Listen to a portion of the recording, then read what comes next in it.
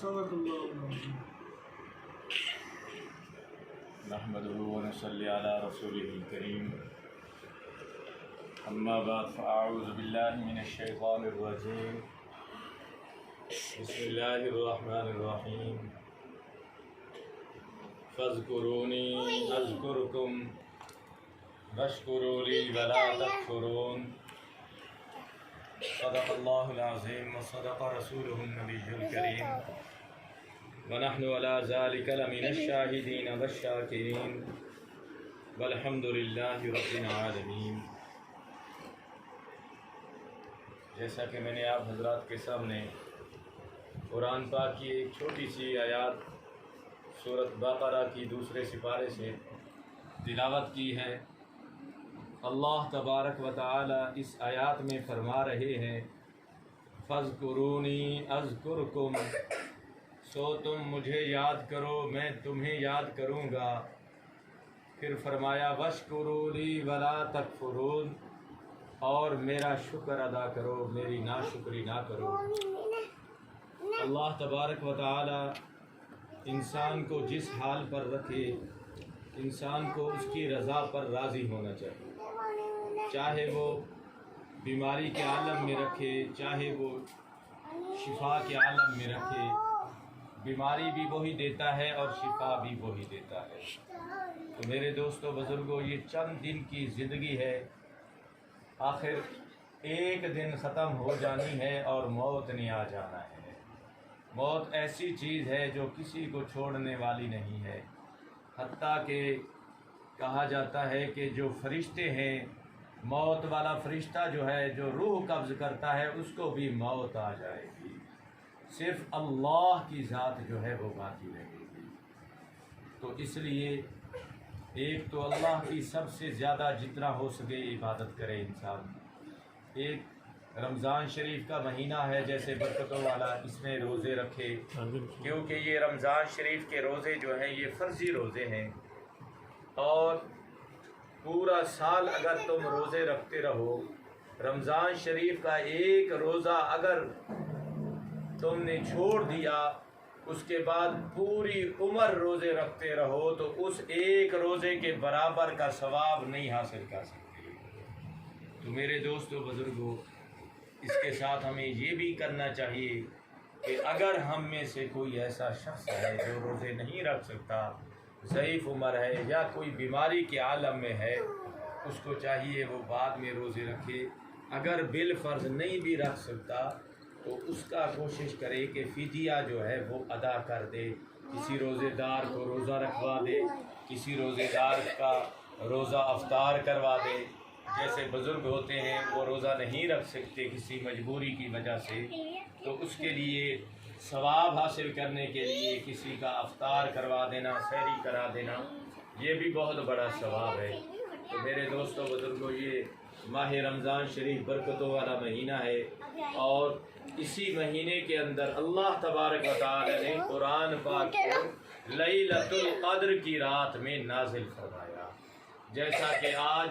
کی رات جو ہے 29 کی رات ہے، ہو سکتا ہے یہی رات لیلۃ القدر کی رات ہو، کیونکہ اللہ تبارک و تعالی کے حبیب صلی اللہ علیہ وآلہ وسلم نے فرمایا کہ رمضان شریف کے آخر کے عشرے کے اندر طاق راتوں میں تم رمضان شریف کی آخری 21 کی، 23 کی، 25 کی، 27 کی اور 29 کی رات، یہ 5 راتیں ہیں، ان میں لیلۃ القدر کو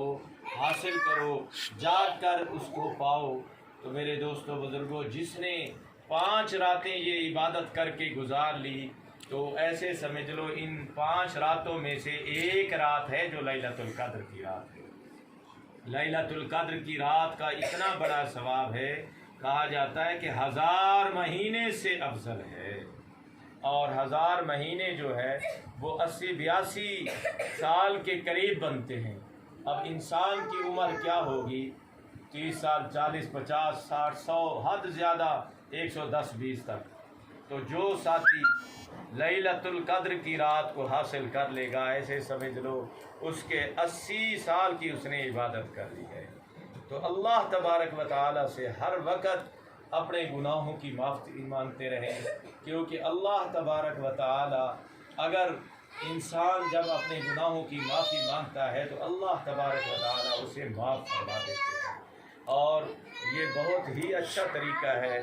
الحمدللہ آپ کے بچے ماشاءاللہ اس وقت قرآن پاک کی تعلیم حاصل کر رہے ہیں، کچھ حاصل کر چکے ہیں، یہ بہت بڑی فضیلت ہے۔ بچپن میں ہی اپنے بچوں کو قرآن پاک کی تلاوت کرا دینا اور ان کو قرآن پاک پڑھانا یہ بہت اچھی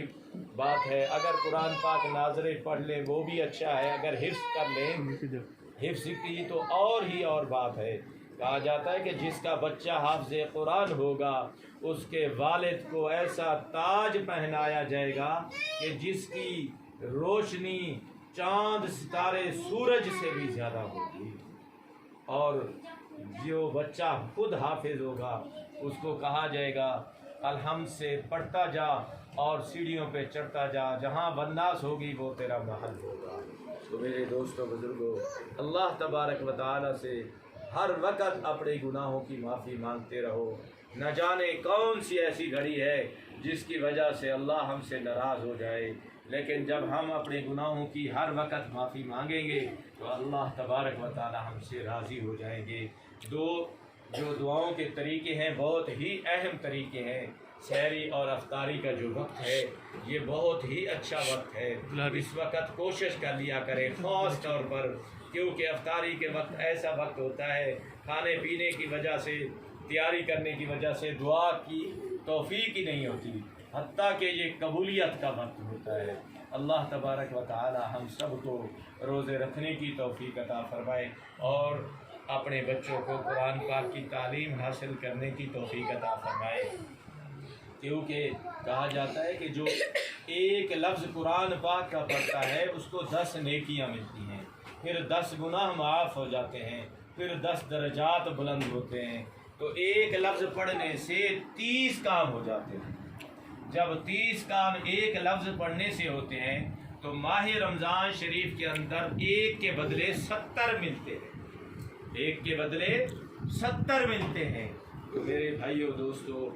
آپ اس چیز کا خاص خیال کیا کریں، رمضان شریف کے مہینے کے اندر تو جتنا سے جتنا زیادہ ہو سکے قرآن پاک کی تلاوت کر لیا کریں، کیونکہ یہی ماہ رمضان شریف کا مہینہ ہے جس میں اللہ تبارک و تعالی نے اپنے حبیب پر قرآن پاک نازل کیا۔ اور اسی طرح اپنے بچوں کو بھی کوشش کریں، روزانہ ایک ترتیب بنا لیں کہ اپنے بچوں کو قرآن پاک کی ترغیب دیا کریں کہ بیٹا اٹھ کر صبح نماز پڑھنے کے بعد قرآن پاک کی تعلیم روزانہ جو ہے ایک سپارہ، ایک پاؤ، ایک رکوع، جتنا ہو سکے بچوں کو کہنا چاہیے۔ اور پھر اس کے بعد حسن اخلاق ایسی چیز ہے کہ آپس میں ایک دوسرے کے ساتھ محبت سے رہنا۔ اگر کسی سے ناراضگی ہے، اس سے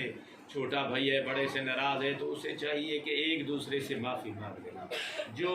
حضور صلی اللہ علیہ وآلہ وسلم کا فرمان ہے، اما عائشہ رضی اللہ تعالی عنہ ایک مرتبہ حضرت محمد الرسول اللہ صلی اللہ علیہ وآلہ وسلم کے پاس تشریف فرما تھی تو دریائے رحمت جوش میں تھے۔ حضرت عائشہ سے فرمایا، عائشہ آج آپ جو مجھ سے مانگنا چاہتی ہو مجھ سے مانگ لو، میں دینے کے لیے تیار ہوں۔ تو حضرت عائشہ رضی اللہ تعالی عنہا نے دل میں سوچا کہ میں کیا مانگوں، پھر کہنے لگی اچھا مجھے آپ تھوڑی دیر کے لیے اجازت دیں، میں اپنے ابا جی سے مشورہ کر لوں کہ میں کیا مانگوں۔ حضرت عائشہ اپنے والد محترم حضرت ابو بکر صدیق رضی اللہ تعالی عنہ کے پاس تشریف لے جاتی ہیں اور جا کر پوچھتی ہیں، ابا جان آج محمد عربی نے مجھے فرمایا ہے کہ آج آپ جو مجھ سے مانگنا چاہتی ہو مانگ لو، میں دینے کے لیے تیار ہوں، آپ مجھے بتائیں کہ میں کیا مانگوں۔ تو حضرت ابو بکر صدیق رضی اللہ تعالی عنہ قربان جاؤں اپنی بیٹی کو کیا مشورہ دیتے ہیں، فرماتے ہیں بیٹی آپ اگر مانگنا چاہتی ہو تو ان باتوں میں سے ایک بات مانگ لو، پوچھ لو۔ جب اللہ کے نبی امام الانبیاء معراج کی رات اپنے رب سے ملنے کے لیے آسمان پر گئے اور اللہ سے ہم کلام ہوئے، اللہ سے راز کی جو باتیں ہوئی تھی نا، ان باتوں میں سے ایک راز کی بات ہوئی۔ یہ بات بتانے کے بعد حضرت